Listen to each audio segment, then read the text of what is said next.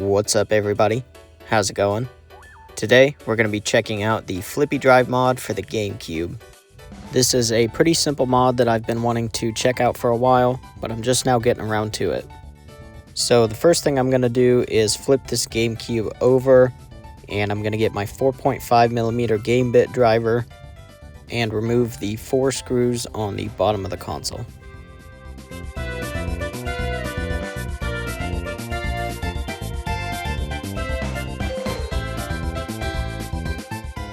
And once you get those taken out, you're going to want to flip this back over and let the screws fall out.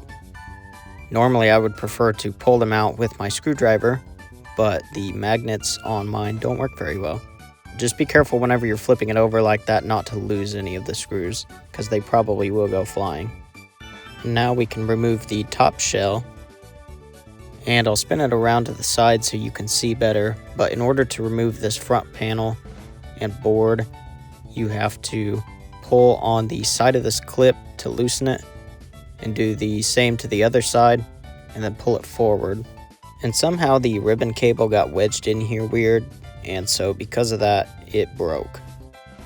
And so pulling this out the rest of the way here, you can see that right on the edge of this cable there is a small split in it, but luckily I have a spare. So for now we can just ignore that though and start taking out screws on the right side here.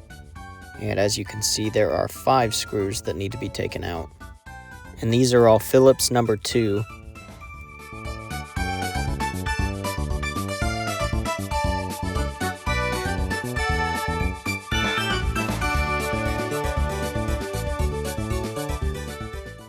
And so now we can go ahead and spin this around to the back side.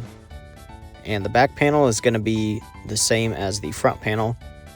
You just pull on these tabs and it will come loose. And now we can go ahead and remove these screws as well. These are also Phillips number 2, and there are 3 for me to take out. There are supposed to be 4, but as you can see, 1 is missing. And with this mod, there's actually going to be an extra screw anyway, so I will just put that extra one right here. Now we can go ahead and spin this over to the other side and take out the fan. Now sorry for the bad angle here, but there is a screw on the left side here, and then there is one on the right side. And then once you get those 2 taken out, you can pull the fan/power button assembly out. Now that just leaves the 3 screws that were underneath of it.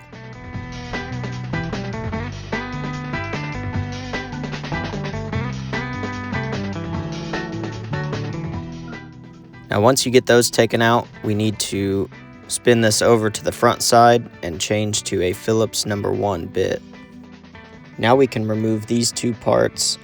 I'm reading that they are heat sinks for the memory card and controller ports, which I didn't even know was necessary.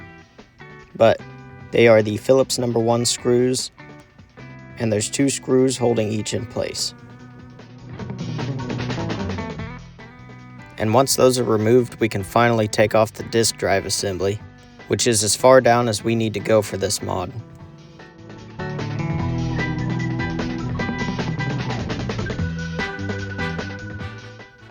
Now we can check out what comes in the Flippy Drive Kit. So opening it up, you can see it comes with the board, the mounting bracket for the board, the ribbon cable, and this here is a cap for the disk drive connector, and that's for if you're putting it back together without the disk drive, but we won't be doing that. So now's where the scary stuff starts. We have to bend this ribbon cable into place, and I've not had good experience with ribbon cables and bending before, so we'll see how this goes. But first you want to fold along this middle crease, and then we're going to flip it over and fold down on each side of it. And the goal here is to start out by making a W, like Wario.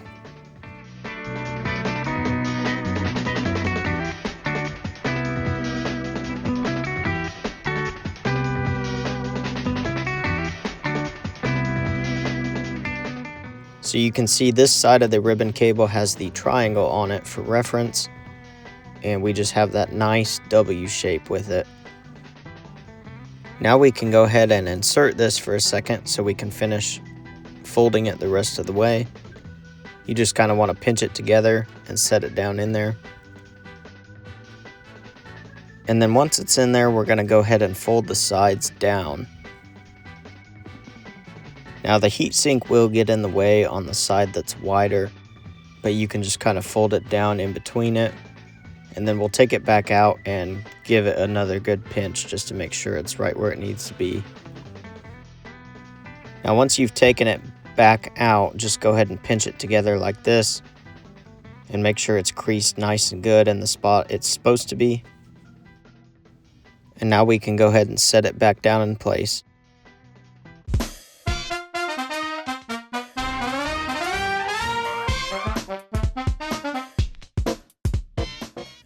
Now once it's in, go ahead and take this cable and route it in between these two posts. This is a very important step so we don't crush the ribbon cable when we set the disk drive back on. And so once you do that, we can set the disk drive back on.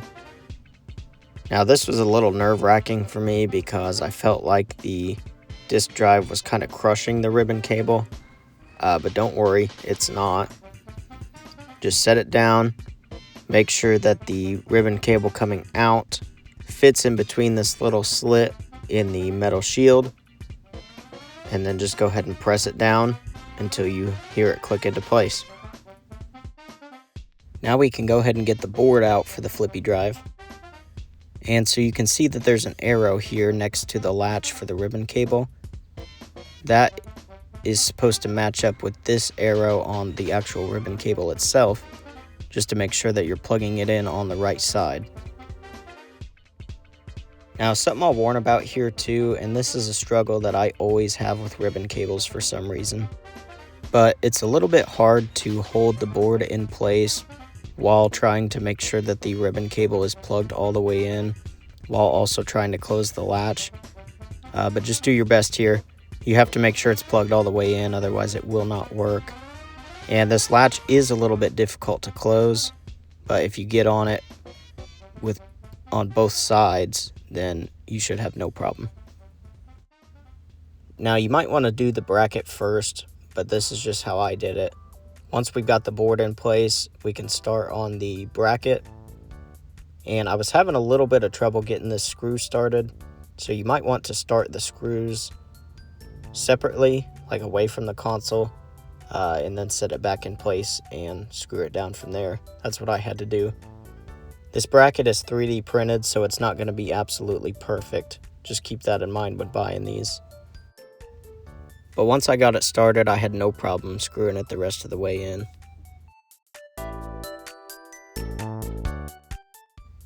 And now that the bracket's stationary, we can go ahead and set the board into place. The bottom part fits inside this little hole, and then the top part snaps into this like bracket holder thing. Now for the top part, there is a screw hole. It did not come with a screw. They claim that you don't need one, but just in case, I took a screw from an old DS shell and I just went ahead and screwed it down just to make sure it stays. So that is it in terms of installation, other than we need to put an SD card in this, but I'm going to go ahead and get everything put back together. That way we can test it out. Once we get the two screws put back in next to the Flippy Drive, we can go ahead and turn this around to the back of the console. And then from there, we'll go ahead and get the 4 screws put back in place.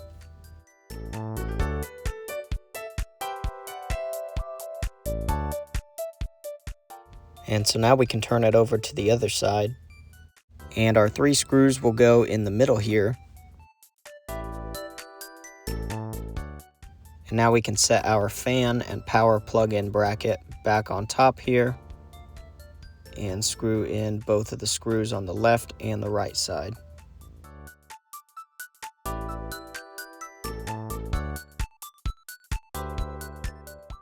Now we can spin it around back to the front. and go ahead and get the grounding brackets back on.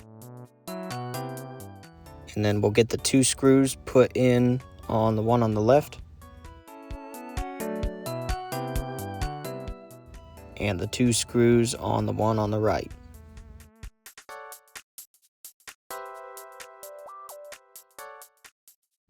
Now we can move on to getting the front panel put back together. And since the ribbon cable for the controller ports has a tear in it, I'm just going to go ahead and swap the board because I have a spare. The reason I'm swapping the board over though is because the faceplate looks better on the broken one. This is a pretty easy swap too because there's only 2 screws holding the board to the faceplate. But as you can see too, the front of this board is where the clock battery is. So any of you Animal Crossing people, if your clock battery is bad, this is the board that you need to take out to get to that battery to replace it.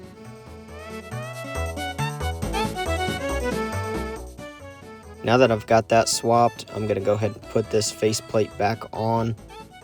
And unfortunately, where the ribbon cable plugs in at, it's not super easy to get to, so you kind of have to hold it at a weird angle. I personally found it easiest to hold it up above like this, but if you have a better way of doing this, go ahead and drop it down in the comments. And once it's plugged back in, we can go ahead and put it on its hinge and snap it back into place. Now the last thing I'll do before I test it is go ahead and turn it around and put the back cover on just for good measure. I'm going to leave the top of the shell off for now though, just in case I need to access anything while I'm testing it. Now it's time to finally test this thing. I've got it moved over to my setup, and I'm going to go ahead and put the SD card in. And so as you can see, hitting the power button, it will boot up like normal. But then once it goes through the boot up animation, it will automatically load into the Cube bootloader, which is where you can choose from your ROMs. And it's just this nice little menu here that you can, select what you want to play. Overall, honestly, I would say this is a really great mod. It's great for ease of installation. It looks nice. It's not intrusive. You don't have to remove the disk drive to use it. You can just tell that a lot of love and care and attention to detail went into this little mod.